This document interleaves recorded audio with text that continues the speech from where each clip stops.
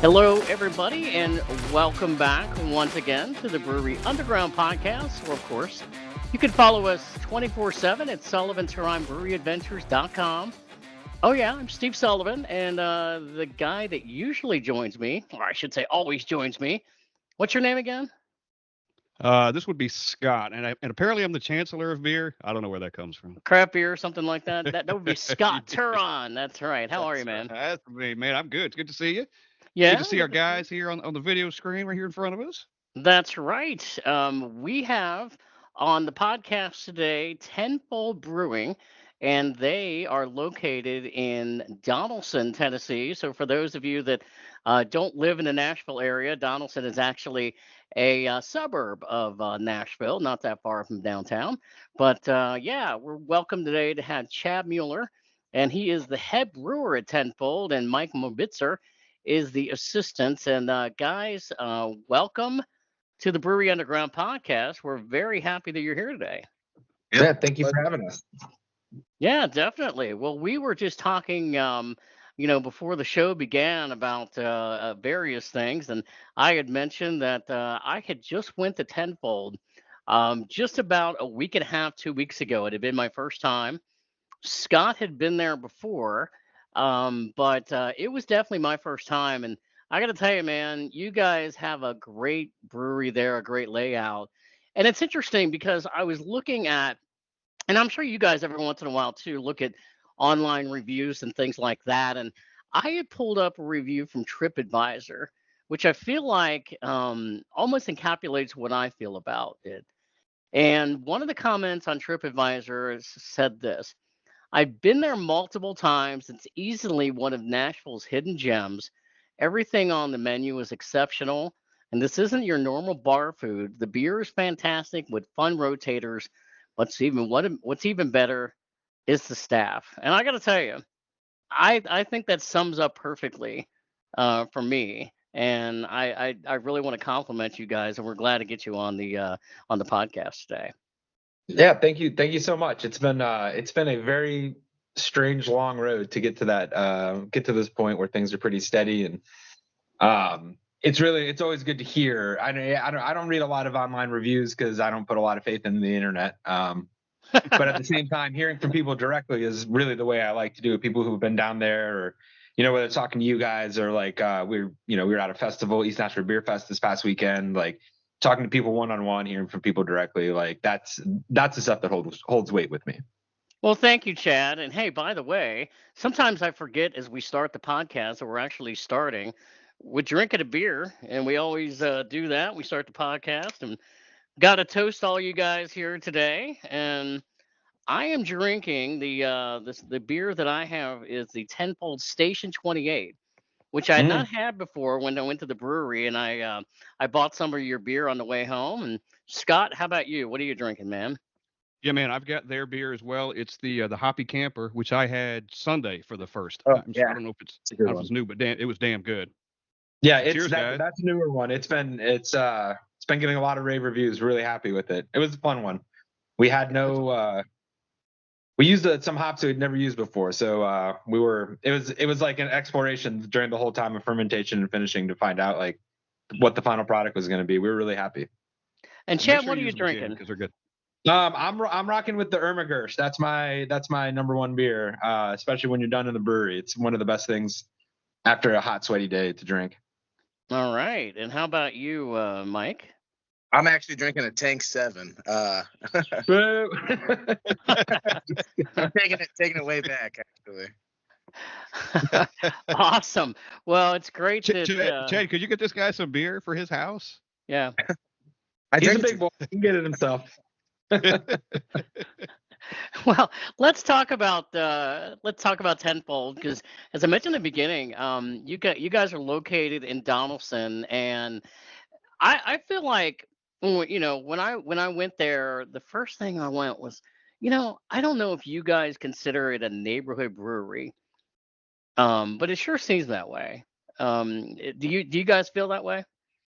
I definitely do. First of all, Donaldson itself is still up and coming, so there's not a ton. There's much more than there was, a couple years ago. There's not a ton of like local businesses that you can patronize. There weren't always a ton of like good restaurant options and stuff. I remember a long time ago, I've been out in Nashville about 11 years or so now, and I remember a long time ago when homegrown was the only reason to go to Donelson.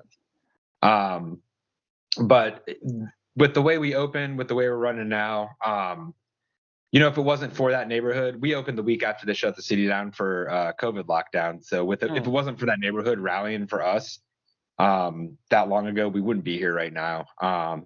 And we wouldn't be talking to you guys. I wouldn't be talking to you guys. I would have realized I made the worst career decision in my entire life. Man. So we definitely consider ourselves that. Most of we have a ton of regulars that we see in there, multiple times a week, sometimes for lunch and dinner.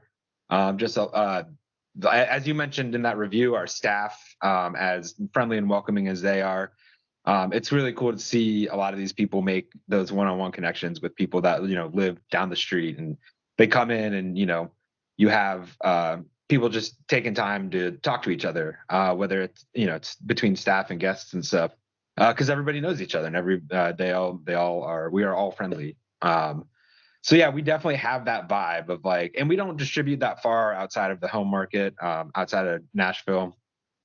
So we really do consider ourselves like one of those cornerstones of a local business to patronize in the neighborhood, a local restaurant.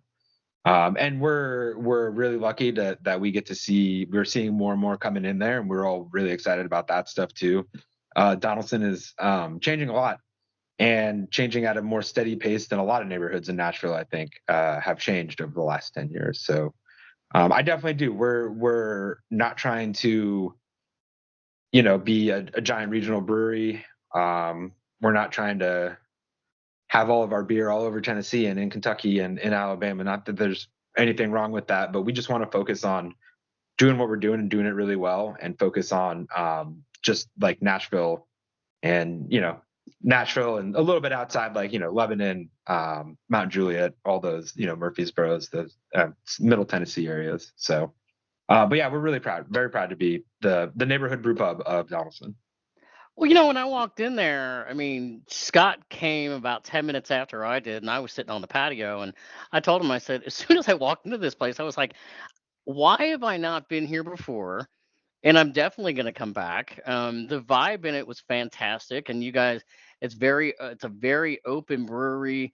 Lot of seating. You've got a couple of TVs certainly to watch, sporting events, and then you got your patio. And I'm probably missing some things that I'm not talking about. But yeah, got some a flight there, a pint, and also you guys. I'll tell you what I have to say about you guys.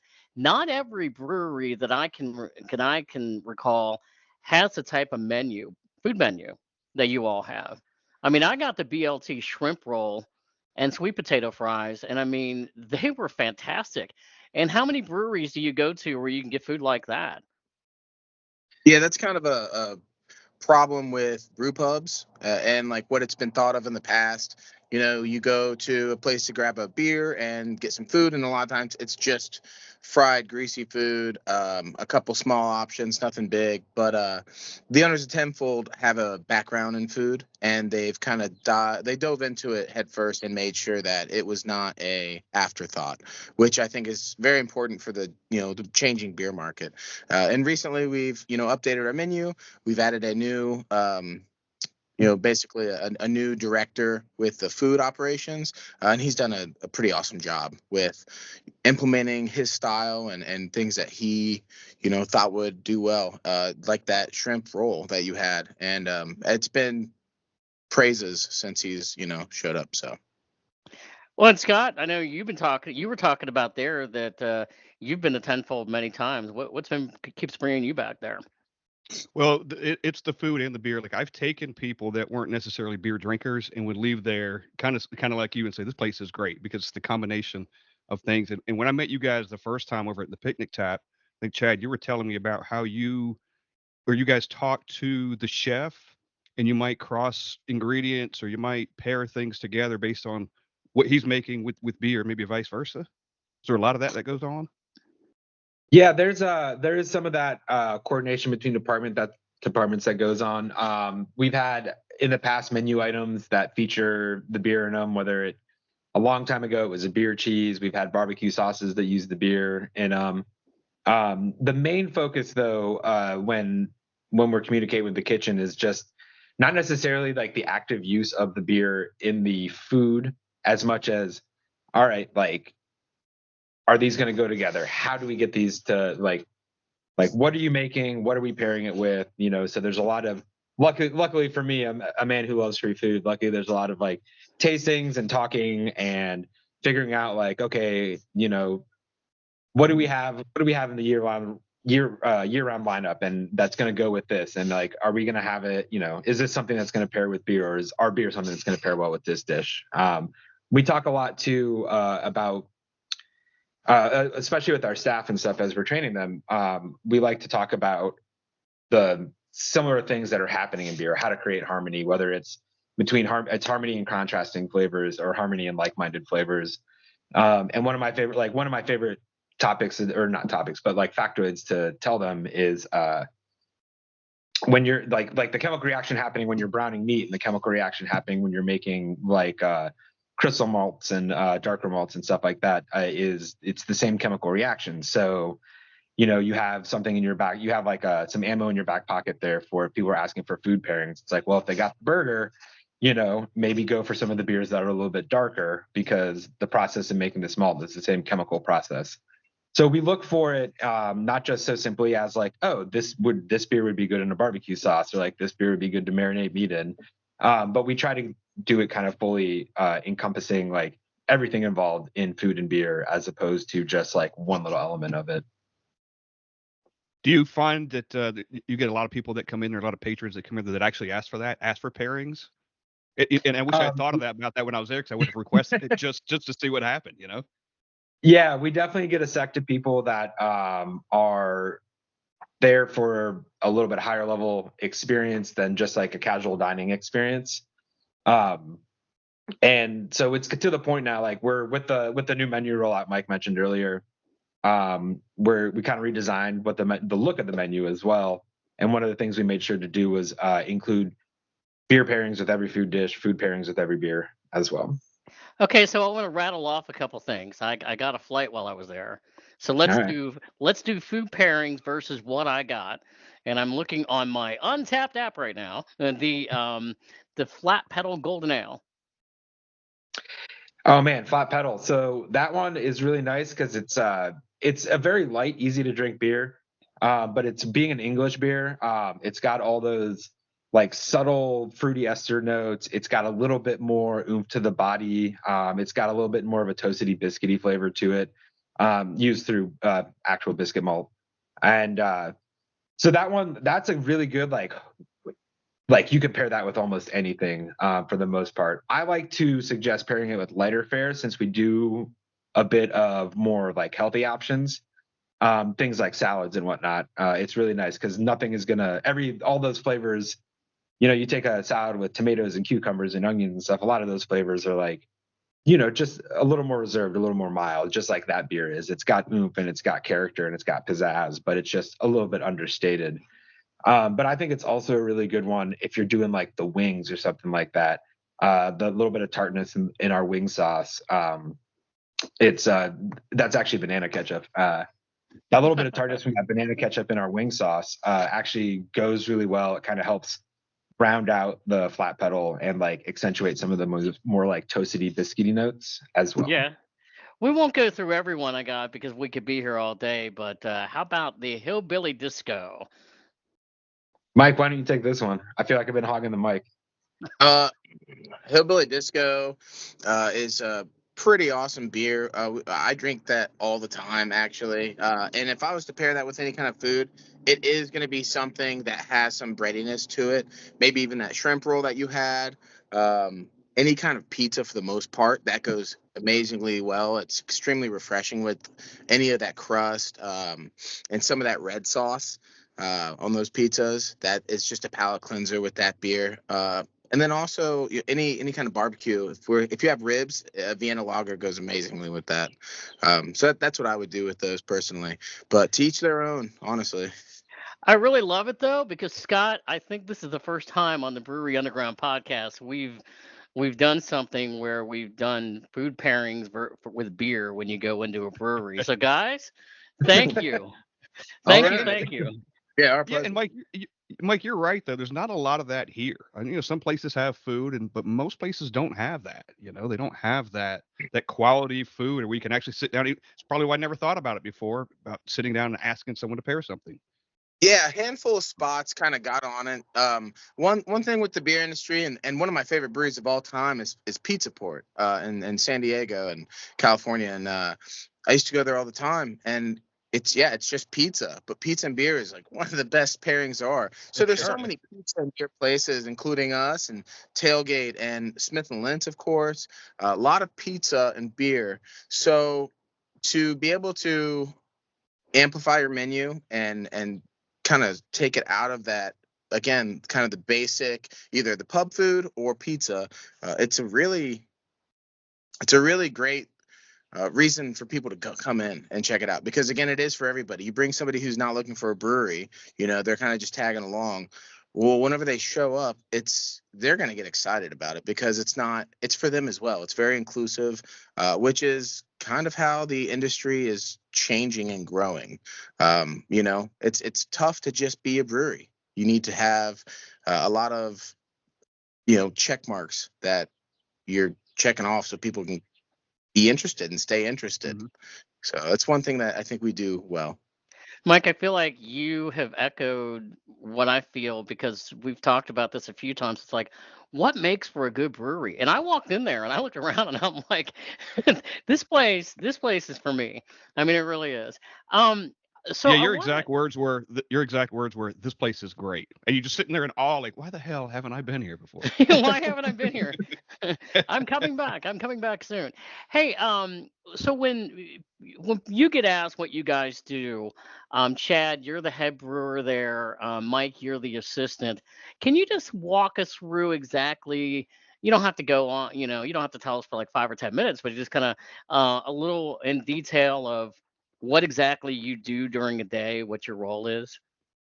Well, I don't like to really get like caught up in a lot of titles. Mike and I can both handle the brewery by ourselves or together. Like if one of us is sick or on vacation, all the things can be done. Our level of skill and understanding of that place are definitely equal. My mind works really well with, and I've been one of the skills I didn't have a lot of refinement on, but I've refined over the last few years with Tenfold, is like the brewery operations side of things, and that's where I try to focus. I found that I've got kind of a knack for it. So when it comes down to numbers and organization and scheduling stuff, so generally in the beginning of the week, like today, for example, one of the things on Monday is come in, see what happened on the weekend, see, where we're at. Like, do we have to make adjustments to what we were planning on doing this week? How do those adjustments work? How do they work in the ballet of moving liquid from different cooperage to different cooperage? Do we have any open tanks? What beers are ready to move? What beers can we keg off? That for me, that's like a really that's the kind of stuff I'm really good at, and I really like to do those kind of things. Mike, if you, I'm sure Scott can tell you from when he met us at Picnic Tap. Mike has never met a stranger. That's just the kind of personality he is. He's very charismatic and very engaging with folks. So we have him. Me a little bit less so. That's not always like I'm good with people or whatever, but I can't just like turn it on. You know what I mean? And it's not like I have to be in the right mood to just be um to just be that engaging with other people. So Mike's focus, outside of all like the regular work that we have to do in brewing, that such as brewing and cleaning and all that kind of stuff, like we both do all that stuff. But Mike's focus is more on the sales side of things for a little bit of few accounts that we do have. He's really been able very quickly to develop really good relationships with a lot of our fellow like restaurants out in the market and people that want to buy our beer. And I think one of the reasons, the beer is great, and I'm not going to say it's not, but I think one of the biggest reasons is that engaging personality that he has. So we kind of balance. As far as where we differentiate, that's how we kind of balance in the brewery. And Mike, and part of what he was talking about when I met you is you guys were doing some bingo over at Right. Picnic Taps. So that, which is kind of cool. It is cool that you're doing an event, but it's outside of the brewery even, right? You guys took it on the road, so to speak. It Yeah, seems to be, absolutely. That's something that they offer at Picnic Tap, which is one of like the reasons. Sorry, I have pigs and they're going wild out there. Hey, that's awesome. Bring them on over. Yeah. So Picnic Tap has a lot of opportunities to get out and meet people, and be a face of a brewery. That's another thing too, is marketing, whether it's social media or being out and being a presence in a market. It's so important now. It's so important. It's because it's overall it's more saturated. It's not oversaturated, but it's more saturated market, so you have to stand out with a presence, and having those opportunities to go talk to people, be a face, have events, give away swag, give away a couple beers, and just talk to people. It goes so far. And so that was an awesome experience, and we're looking forward to working with them again and do a trivia night or something like that pretty soon as well. I'm curious, who would you guys consider as your mentors in getting started in this business? Oh man, well, for me it was definitely I mean, there's been a few key people I think in my life that got me onto the journey of beer, but I would say as far as professionally, um, my time at Black Abbey Brewing Company was very formative for me as far as learning how professional brewing works, learning how all the machines work, like what the lifestyle is like. Um, So John and Carl over at Black Abbey definitely were huge for me. Also, the other fellow I brewed with there, Ben Martin, who a couple years ago moved back to New Hampshire, be closer to his family. Unfortunately, like we still are in contact all the time, but those three guys taught me so much, and if it wasn't for them, I wouldn't have been able to be on the path that got me to getting getting the gig with Tenfold, being able to have the experience of building and planning a brewery and developing an entire beer program. So yeah, I'd say professionally it was definitely Carl Maurer, John Owen, and Ben Martin.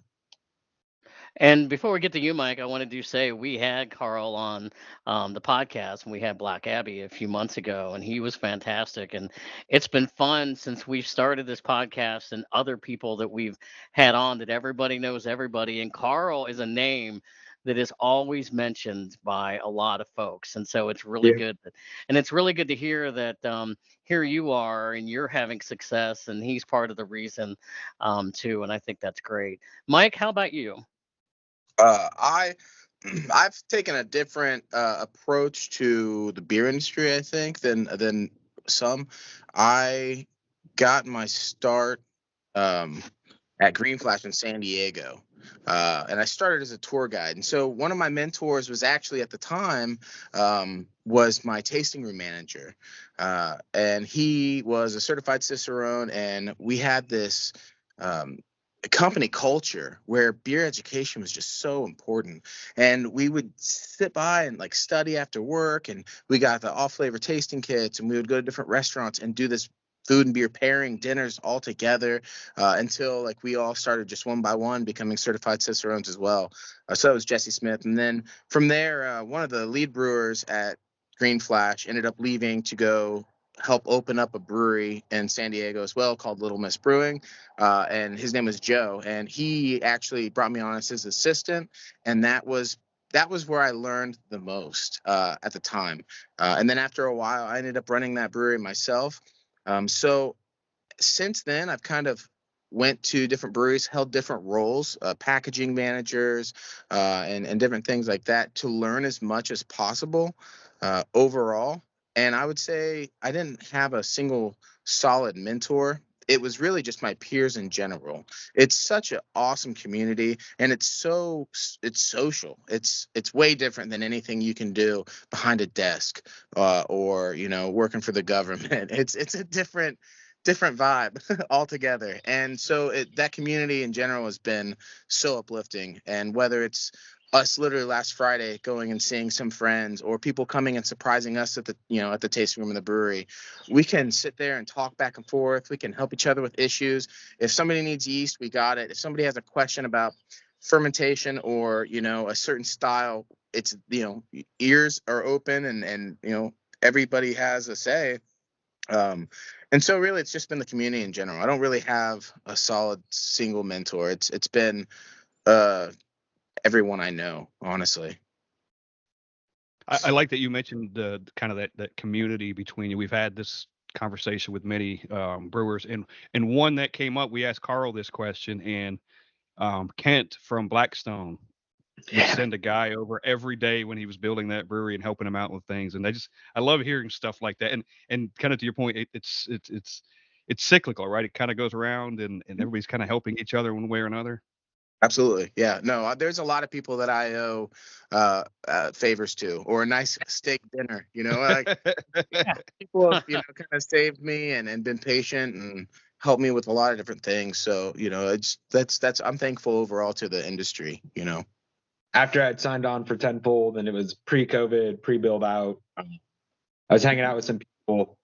We were at Smith and Lentz, some other brewers in town. We were at Smith and Lentz, and Adler was there and saying hey and just hanging out for a second. And I made just an offhand comment. I was like, man, I'm excited, but like I'm so nervous about this. And he was like, why are you nervous? And I was like, well, it's for real, right? Like now it's my name like on the beer program. So like this is like super real. Like anything that goes wrong, it's on me. And he like very, very genuinely just looked at me. He seemed kind of confused, and he was like, just gestured to everyone around. And he was like, you do understand, me included, you can just call any of us anytime, right? And I was like, yeah, I know. No. He's like, so why are you nervous? And I was like, no, it's just like, he's like, no, but just don't be nervous. Like, if you need help, you have help. Like, and it was just like, it's like I knew it in the back of my head, but for somebody to put it so simply, definitely I was like, oh yeah, it's one of the reasons I've stayed in this business. It's all these people. And it probably made it easier for you to actually pick up the phone and call him if you wanted to too, right? Like, not that the invitation wasn't there, but something like that. You're like, he really means it. Nothing makes it easier as panic, though. Panic is the way that makes it easiest to call anybody, I'll tell you. Yeah. One of the things we love on here are telling good success stories. And I know, so I can't remember the exact timeline when you started, and you said you all started your brewery. How long before COVID hit was it? We started build out, and I came on in 2019, in August of 2019. And after doing some initial planning stuff, they had already had, like, the brewery had been designed by an architect and stuff. The equipment was there. They, as pretty much every construction project does, it was behind on schedule. And so they were like, hey, there's some people, like the two guys that originally opened up the kitchen were working on like one of the construction crews.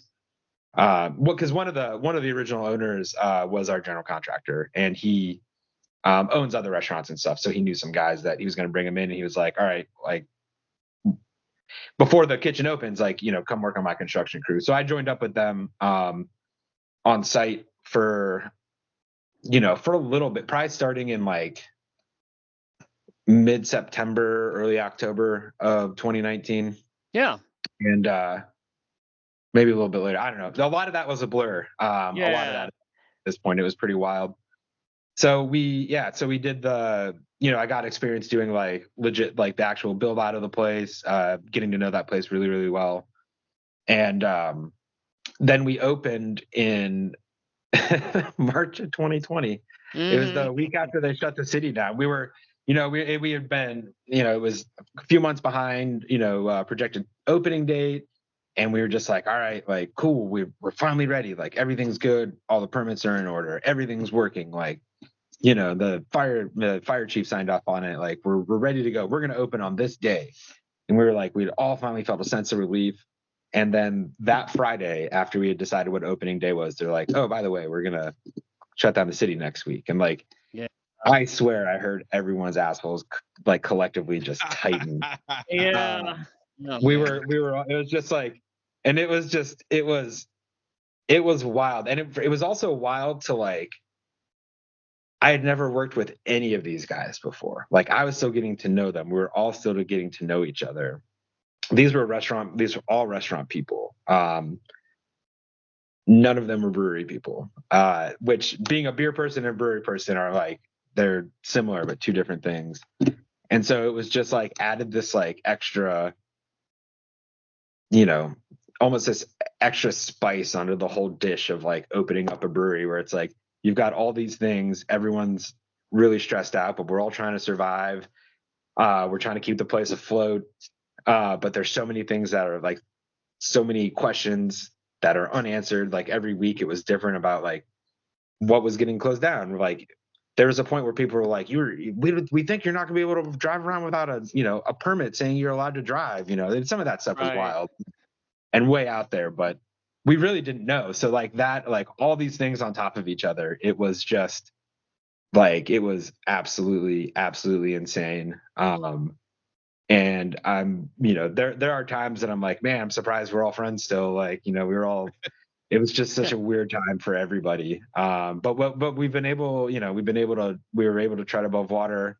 We're chugging along really nicely now. Like I said earlier, we have a lot of that. We owe a lot of that to the Donelson neighborhood. Like from day one, they were packing out. I remember one day it was, during lockdown time, and our council person had the council person for that district had come by, and he like made a mention. He was like, hey, like, I just want you guys to know, with as many people as you have out here, you could possibly get, it might be considered a crowding of people, so Mm. you might need to try to space people out a little more, like manage the crowd a little bit. But that just to say that, like, like that area was just like, they're like, we want this brewery, we don't care, we're gonna do whatever we can to support it. And so they just kept us afloat, and we're just forever grateful to them. Well, and the reason I asked that in comparison, because I know we had Crazy Gnome on, and they went through the same situation as you all did, and then of course they also got hit by a tornado. And then I remember when Scott and I, the first time we ever went into Panther Creek in Murfreesboro, and they had opened during the pandemic, and they were small then, and they're certainly having success too. So to me, I look at that and I go, there's three success stories right there where you guys started during a time where it was a little rough, and now it's on the upswing. So it's really good. It's really good to see that things have gotten a lot better since that time. I think it comes down to grit, really, and like just having a can-do attitude. Because I mean that was unprecedented. You couldn't get toilet paper in the store, you know. So my first impression of Tenfold was my wife stopping there on the way home and getting a pizza and some beer and bringing it home. And she showed up. She's like, "Oh, this is the new place, Tenfold." I was like, "All right, cool." And I was like, "What's this?" And it was beer in a milk jug. Uh, I was like, if that's where they're at right now, I guess I understand. And I had it, and I had pizza, and I was like, all right, cool, like I can support this. But I think it was just that, like, making sure that no matter what, they could, do their job. And if you don't have supplies, or if you have to do anything to make your job happen and sell beer, you're gonna do it if you really want to. And they did, and they made it through. So Yeah, props. that was the I wanna throw a point out that was during the aluminum shortage. We couldn't get cans of any sort. Mm. We couldn't get growlers. You couldn't get glass of any sort. So eventually we got a hold of I told them to start finding mason jars. So we got as many 32-ounce mason jars as we could, ordering them from like Cisco and places like that. But then that was getting a little bit hairy because everyone ran out of aluminum. Everyone was moving to glass of some sort. Everything was to go. And so we had we started moving on to these milk jugs. Just that was like the just in case. So Mike's wife came there during the just in case portion of, of our open. In Tenfold's history, but it's part of it. So again, that That's grit great. and just being able to work through that is, I mean, it just goes to show that having good spirits and a good attitude, and putting in the effort, you can kind of do anything and make it happen. So. Yeah, and like you said, your community was there too. I think they were hungry for you guys to be there, literally. Oh yeah, absolutely. Hey, did you guys homebrew at all? Either one of you or both of you? I used to host friends. I would do brew every Saturday and Sunday. I would do two every weekend. I had a kegerator, like a keezer, that I made a big collar for, and I would throw kegs on. I only bottled once. I kegged everything after that. I was like, this is a nightmare. Started kegging everything, and so I would have two beers on, three or four really at any given point, and we would just pound through those, little corny kegs. That way we could keep brewing. So yeah, I did Yeah. so much, so much. Do you fall back on any of those, I don't say techniques, but maybe from some of those early days? Maybe it is a technique of when you were home brewing. Like, this still translates till today at a professional brewery. Um, Not 100%. There's a lot of lessons learned moving to production as far as like your methods to get a result and having the best results possible. But with that being said, like we can do a pilot batch of something, and we did that recently. We actually home brewed on a Chad's homebrew system a small batch of an Irish stout that turned out quite well and sold, and that was a fun experience. I hadn't done that in a while, but it's same process. Is just you can do it better. I can do it better now on that system, and you can have great results. Homebrewing to me is, I'm also forever like grateful for homebrewing and the community of homebrewers, and that's just, without that, I don't think there would be craft beer like there is at all. That's how you get your start. That's how it started in America, as far as like back in the day, and that's something that I still think about all the time. Oh, I was just gonna say, yeah, like I think a lot of what translates is it's the science. Um, the science behind it is the same. The methods of making it work are different, sometimes more efficient, usually more efficient than home brewing.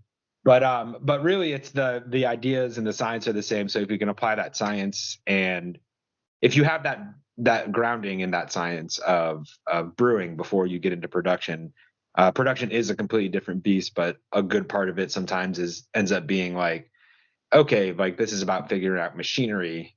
I've got the basis in science. I know how this all works. I just need to know how all these machines work. Right, and you got scale too, right? I mean, Yeah, Right. much Yeah, bigger. that is right. That is right. Yeah, hitting your times, your temperatures, your gravities, your pH, everything. Numbers wise, Chad is absolutely right. That will never leave. That I did learn that home brewing, so I do use that, I guess. Yeah.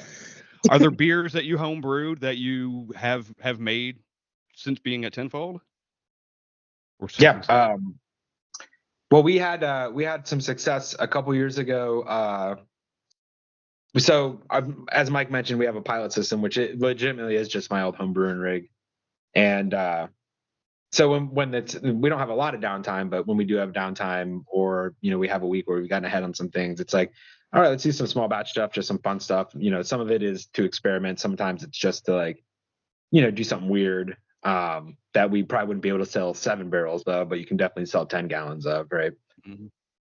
So I was talking to the guys down at Honey Tree, Ross and Drew down there, and I was like, yeah, like I think it'd be fun to do like a Belgian triple with all this Cumberland Pills from Riverbend, which is a Tennessee grown barley, and then like instead of simple sugar, like using the honey that y'all use for your mead. And they were like, yeah, that sounds great. I was like, cool. I want to like test run it first, since I hadn't used honey on this system or anything. So we did a test run of it on the small batch system. Turned out wonderful. So we almost immediately scaled it up, and then it was a huge hit. It's more and more these days, beers that are 10% are kind of a hard sell. There's a very niche crowd of people that are still chasing the ABVs.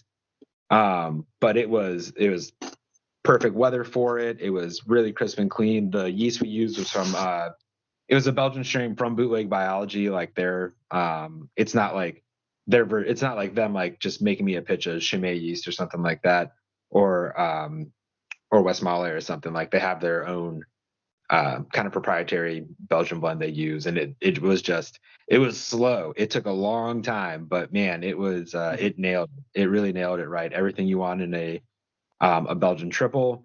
you had all these nice honey. You still had like retained all this nice honey aroma, this nice nutty like honey aroma from. There's a guy in Tennessee. His company's called Eve's Bees, and he was a guy that Honey Tree worked with a lot. They probably still do. And so yeah, he hooked it up with the honey. It ended up being, I think we put about 40 pounds of honey in the whirlpool of a 7-barrel batch of beer. Oh, wow. And I swear it was 10% on the dot. It was not more than that. No way. Nice. That's awesome. That would have been illegal. Yes. So based on that success, is that something you think you guys will make on a bigger scale now, or something you're considering? I mean, so we threw it up on the big system after the success of the small batch and how everything turned out really well. Actually, Howling Winds, the Scottish ale that's year round, that was when I was in my homebrewing days. I really liked the style, and I was like, I want to make a beer like this, but I want to do it like my way, and I'm not going to brew anything up. This is the only thing I'm going to brew until I get it right. And I did it. I brewed that until I got it right, and it's the recipe since that point hasn't really been changed. It's just been scaled up. And you guys Awesome. brew your beer on location, right? There at Tennfold, is that right? Correct.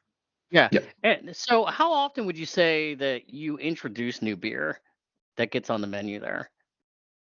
Well, we released a beer last week. We're releasing a beer this week. We released Hoppy Camper a couple weeks ago. A lot of it depends on, since we do a blend of lagers and ales, a lot of it depends on how much tank space we have for you. So, like right now, I've got no free tanks because I've got a few lagers just doing their thing, slow and low in condition and whatnot, because we do proper lagers lagered properly. But also, it's the time of the year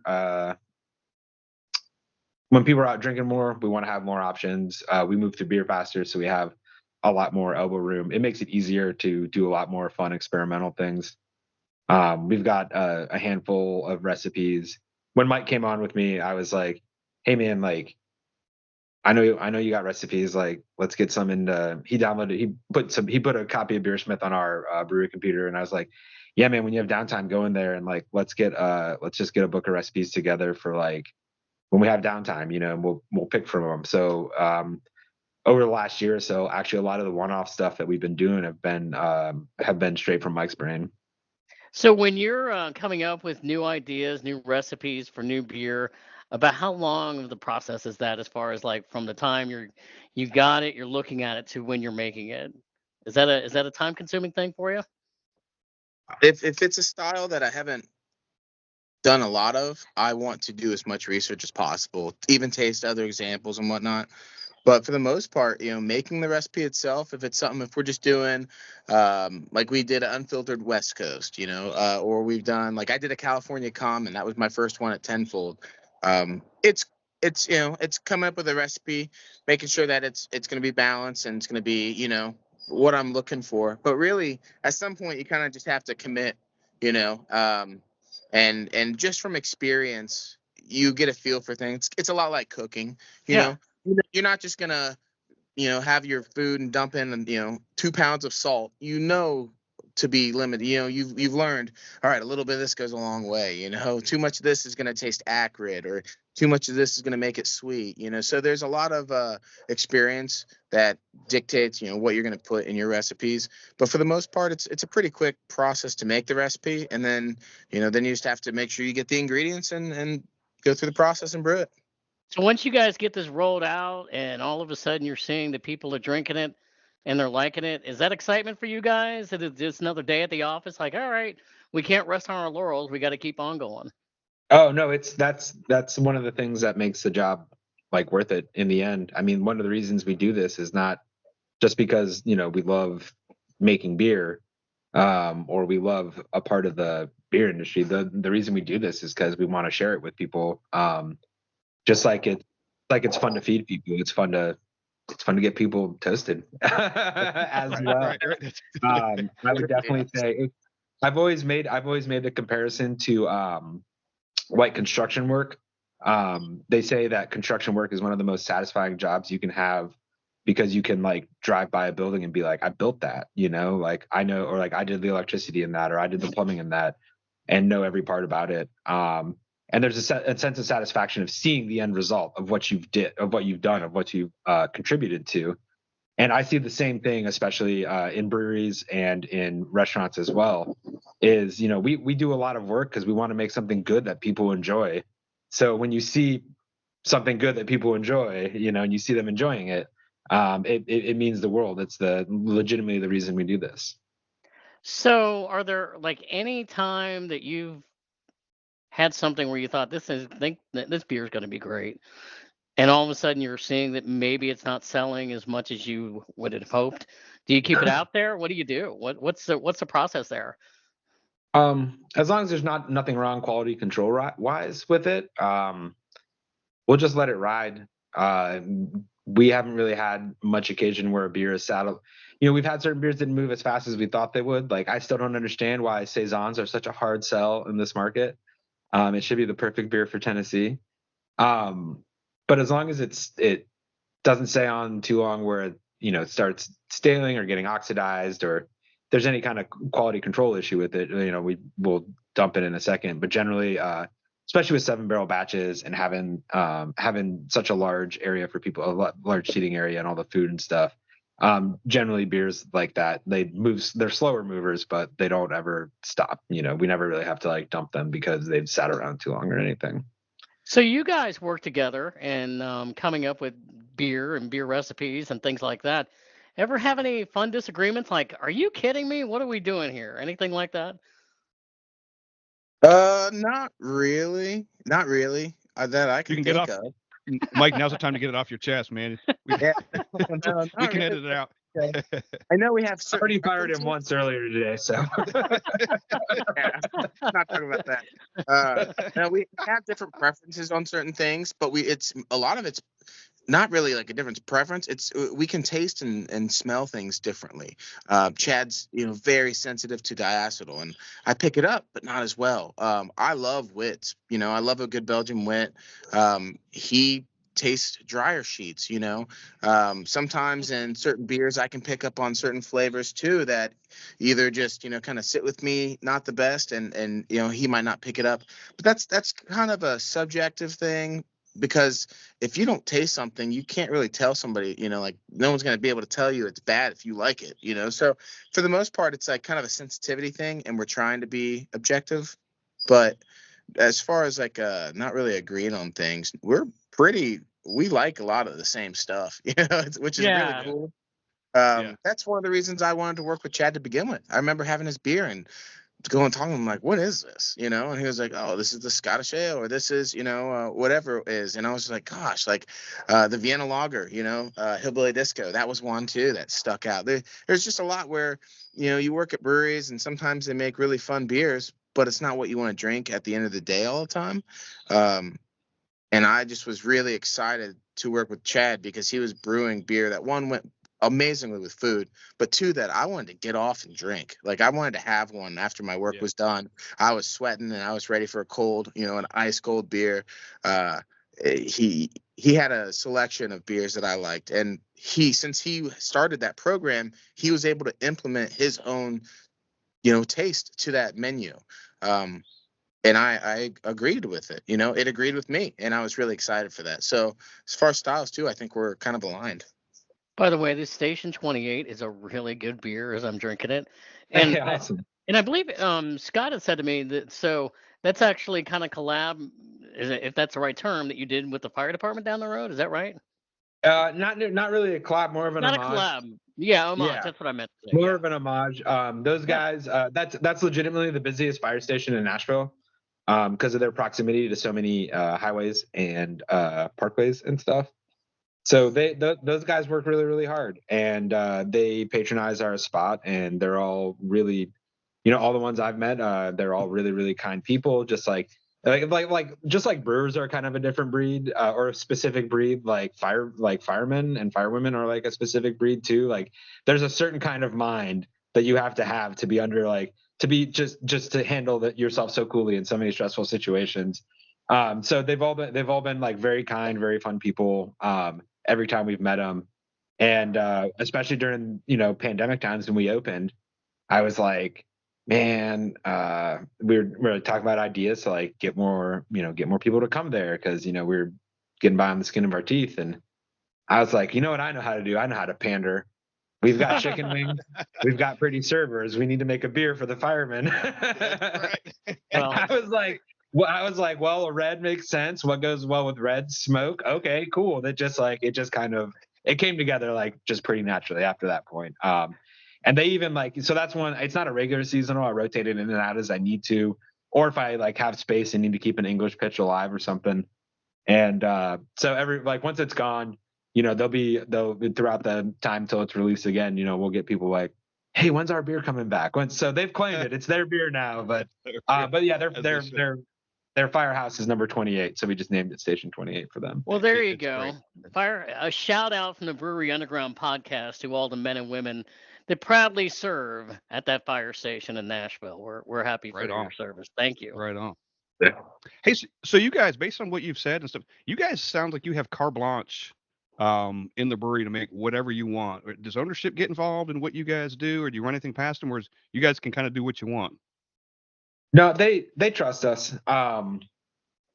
We do a lot of variety. When I first came on, they're like, yeah, like we want lagers and we definitely want IPAs, and I was like, okay, cool. I will definitely brew like the highest selling beers in the market. Totally. Yeah.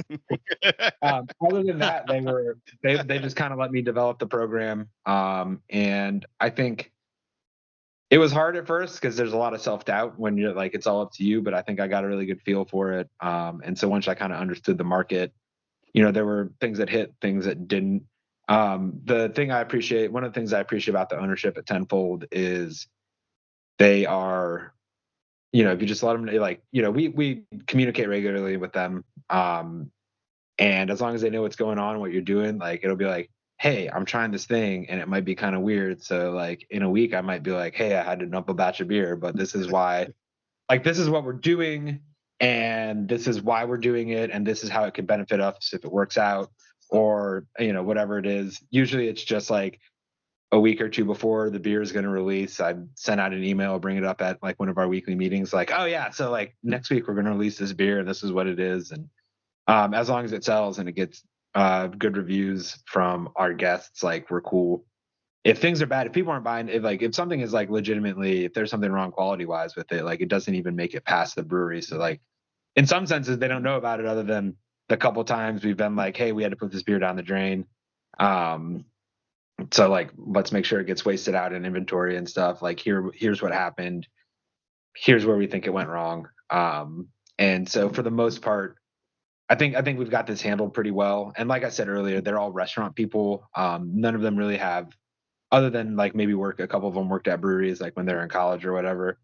As far as like how breweries are run and how the market is, like we always keep up to that, up to date with that. Me and Mike, we're always got our heads in like professional literature and stuff. So like they don't even really have to. I think they would be back there more if they had to be. But I think we handle it well enough that they don't really feel like they need to be back there looking over our shoulder all the time. That's got to be nice for you guys, though, right? It's a freedom, right? You can kind of just do Yeah. what you want. And, Yeah, it's also since we are smaller. I mean, I was told by Joe Liska that one of my mentors, if I call him that, which I do, he was a great guy. He always told me pub life is the best life, and there's a lot of reasons for that. Whenever you're on a huge production line, a lot of times it's very monotonous and mundane. You're doing the same thing over and over, the same beer, same batch, and it's a lot of it's automated. You don't have to put that much into it. I mean, we're mashing in everything, single thing. And tasting throughout the whole process, and it goes by pretty quick. But yeah, it's not like we have to stick to some major thing because we're some nationwide brewery. It's really nice being able to have the creative freedom that we have. Yeah. That's great. that is awesome. All right, so I want to ask you a question. We haven't done this before. So earlier today, when I put your promo out that you were coming on today, I asked our followers if anybody had a question to ask you guys. So we had somebody ask. They said, okay, so it's Elizabeth from Pedal Bound Brews out of Ohio. And she goes, yes, please ask them if they have any sours, and if they don't, why not? I'm on a mission to get these breweries to make more sours. So, are you guys in the sour business at all? We just released. Definitely. Yeah. Yeah. We don't really have the space to do like good traditional sours like someone like Brick does. Like those really refined, just really, like those really artistic, like, blending of different bugs and bacterias together, and then just being able to, like let it develop over time. We don't have the space really or the capacity to do that. We will do occasional kettle sours, which, like Mike just mentioned, we just released one last week. With kettle sours, though, there's actually a lot more labor involved. It would seem like it'd be easier. Like you're like, oh, you split the brew day up into 2 days, but it actually, labor-wise, it takes a lot more time. And to be honest, we can't do every single style of beer, and there are people in town that are doing some of those styles a lot better. So I didn't want to make it my focus because it's not. Like I can do them and I can do them just fine, but there are people in town that do them like so well, and we have room for guest taps. So a lot of times what I'll do is skip over certain styles of beer that maybe aren't in my wheelhouse. It lets me focus on more of what we're doing really well. And then we have these guest taps where we can like lift up our friends around Tennessee. Like all our guest taps are all Tennessee breweries or Tennessee products. So like I've made a couple ciders like homebrewing before, but like I don't know, I can't make a cider on a production basis. So we have a guest cider. You know what I mean? It's just like really easy like that. But not to say that I don't like doing that. And like Mike said, we just released one last week. Just a nice like basic kettle sour recipe. Came in at 4.1%. We fruited it with plum, raspberry, and tangerine. It's called the Cat's Pajamas. It's I run every once in a while. I will run a beer naming contest for the servers up front, and the winning names get like free food or a free 6-pack to go or whatever. It's a lot of fun. It's really fun for me going through them because there's a lot that I'm like, this is funny, but this is so inappropriate. But yeah, it's not a regular thing. We have a blackberry and kaffir lime goza we release every year. But other than that, we just kind of fold fun stuff in and out. That's cool. Hey, talk about some of the. So you just mentioned guest taps, and I saw that on your website that you've got guest taps. And but if you don't like beer, somebody comes in and doesn't like beer. Talk about some of the things you guys have on tap. Like it's I know some non-alcoholic stuff on there. You guys have a full bar in there, and not just like bottles of liquor, like cocktail menus and the whole 9 yards. Yeah. Well, like again, like Mike was saying earlier, it's not enough to just be a brewery anymore. If you want to be successful and also to be inclusive, you have to include people that don't drink and people that don't drink beer. And it's actually not that difficult. Throw in a few extra taps.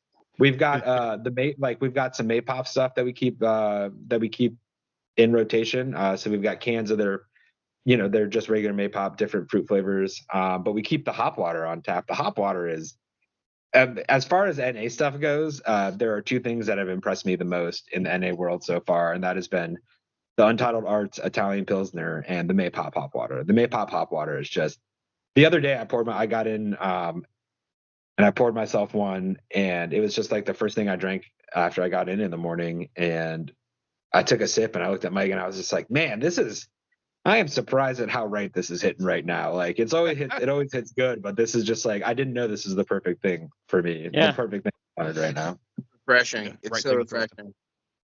You can get like dehydrated drinking beer. It can be a little much and kind of stick to your palate, and you can kind of get like your mouth feel kind of hot after too many beers sometimes. But that hop water, it's like floral, it's fruity, it's not like crazy bitter or anything like that. It really is just like this awesome, refreshing, sparkling water with just some of like hop kind of essence flavor in it, and it's amazing. It's so good. Love it. Especially after a hot day. All right, so I'll say I haven't tried it yet, but based on your two recommendations, I at least have to try it, I guess, at some point. Yeah, come by Tenfold. I got you on that one. Yeah, all right. We're definitely coming back very soon, guys. I know you guys have been very generous with your time today, and just a couple of more questions. But of course, one of the biggest important questions before we end any podcast, we want to make sure that people know how to find you, like your location, social media, all that kind of thing. We are 2408 Lebanon Pike in Nashville, Tennessee. It's the Donelson neighborhood, closest brewery to the airport. Our socials are all Tennfold Brewing, TENN, 10 as in Tennessee. Fold like the fold in the Appalachian Mountains, also like the way you fold a piece of pizza to eat it. That was my next question: was where did the name come from? Which I knew. There was you go. exactly what you just described. Yeah, I know. I knew it was coming. Yes. Well, I think the best part of that is the fold in Appalachia. Yeah. Yeah. We have a few of the owners are from East Tennessee and West Virginia and stuff, where that's that part of the culture, Appalachian culture is huge. So they wanted to give a throwback, kind of a nod to all of that. I think it's perfect, and also, like you said, it's the proper way to eat a slice of pizza too. You have to fold it. Yeah. Well, a properly made piece of pizza, at least.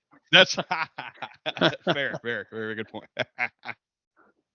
One more thing before we end, and I meant to bring this up earlier. You guys have live music in the tap room or in the brewery a lot. Like there's a whole stage set up in there and everything, right?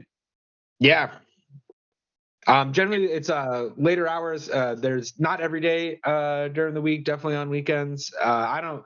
I'm not as familiar with the music. Brewers hours are like 6 a.m. to question mark. So generally we're out of there before a lot of the music happens. But we do a lot of local artists, a lot of folky bluegrass singer songwriter. I think it's like once a month or every Saturday or something. We're starting to do pedal steel. There's one day it's going to be like pedal steel guitars all the time. So like they're doing a lot of really fun, really cool things there. It'll play throughout the whole, like we've got it set up that it plays throughout the whole place. So if it's too cold or too crowded on the patio, you can still enjoy the music if you're sitting inside. Well, good deal. Well, certainly go listen to some music at Tenfold. Go eat some great food and drink some good beer. So Chad Mueller and Mike Morbitzer, they are with Tennfold Brewing. Guys, we appreciate you coming on the Brewery Underground podcast, and I'm sure we will see you soon and hopefully have you back again one day. Yeah, absolutely. Anytime. Thanks, all guys. Right, thank you. Thanks, guys. And that'll wrap things up for Scott Turon. I'm Steve Sullivan, and this has been the Brewery Underground podcast. Cheers.